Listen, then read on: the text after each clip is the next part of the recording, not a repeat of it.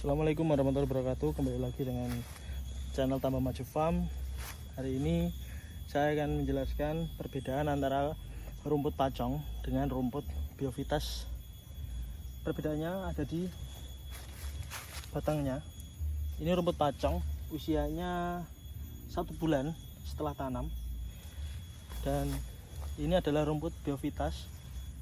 Ini juga sama ya, bareng sama rumput pacong. Usianya adalah di 1 bulan setelah tanam. Jadi rumput biovitas itu 1 bulan setelah tanam, penampakannya seperti ini. Daunnya cenderung lebih banyak dibandingkan dengan pacong. Pacong akan lebih tinggi lagi ya. Jadi tingginya itu masih tinggi pacong dibandingkan dengan rumput biovitas di usia yang sama. Akan tetapi untuk jumlah daunnya ini lebih banyak dibandingkan dengan pertumbuhan daun dari pacong.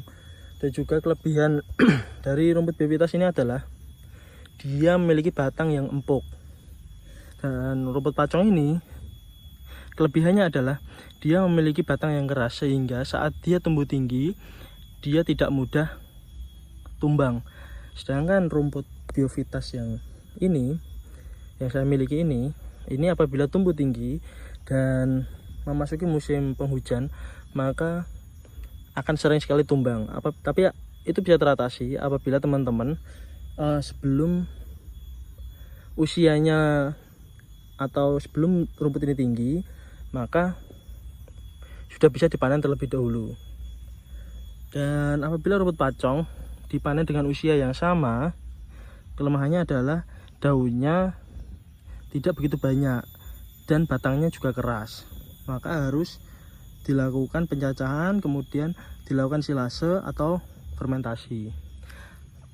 Dan untuk rumput biovitas itu mungkin tidak perlu dilakukan fermentasi, maka dombanya itu atau kambingnya bisa atau cerdas untuk memakan dari batang yang rumput biovitas miliki.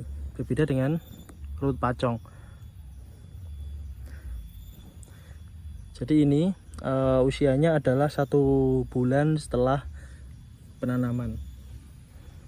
Nah, ini penampakan rumput pacong 1 bulan setelah penanaman, dan ini adalah penampakan 1 bulan setelah rumput biovitas setelah tanam. Dan untuk tekstur dari daunnya, rumput biovitas itu minim sekali dengan bulu, dan juga dia memiliki daun yang lebar. Sedangkan untuk pacong itu dia memiliki bulu, tapi bulunya itu bulu halus. Maka dalam saat pemberian, saat pertama kali dipanen untuk akan diberikan kepada pakan ternak, akan diberikan ke hewan ternak, maka harus dibiarkan atau didiamkan dulu selama 1 atau 2 hari baru diberikan. Berbeda dengan rumput biovitas, memang rumput ini didesain untuk bisa langsung diberikan ke pakan ternak, karena ini sangat lembut ya, tidak ada bulunya. Tapi untuk rumput pacong itu masih ada bulunya, bulu tipis. Ini ya, tipis. Ada bulunya tapi tipis. Dibandingkan dengan odot-odot biasa, pacong lebih baik dan gizinya juga lebih tinggi. Untuk rumput